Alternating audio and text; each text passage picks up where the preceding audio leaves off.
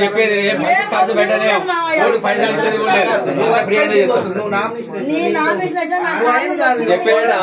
ఓట్లకు పైసలు కూడా అవసరం లేదు. నేను ఎందుకు బదిలాడతానో అర్థం చేసుకో. నీ కొడుకు కొరకే కొడుకు నెల నుంచి బదిలాడతాను. నీ కొడుకు బదిలాడింది వేరు. నువ్వు తినకున్నా తిన్నా ఇప్పుడైతే నువ్వు చేతులు పట్టుకున్నా ఎక్కువ మేము చేస్తాం గాని నువ్వు అంటేనే ఇగో నువ్వు ఓకే చెప్పాలి. ఇంతమంది చెప్పాలి అంతే. తప్పుల విషయం మేము మనిషి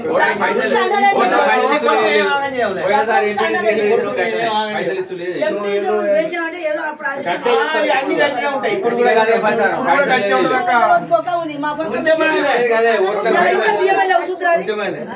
గదే ప్రచారం చేస్తాం మేము. అందరూ పైసలు గదే ప్రచారం చేస్తాం.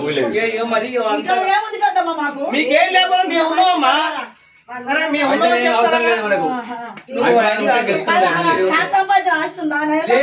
లేదు ఆయన మంచిగా ఉన్నాడు. ఆయనే ఉన్నాడు అట్లా.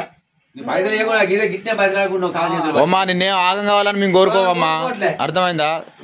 మా సాధ్యమైనంత మేము కూడా పోరాడతాం. మంది నా మనవాదిగో ఇల్లు కాలు పట్టుకుని వేయించుకుంటాం. నీ కొడుకు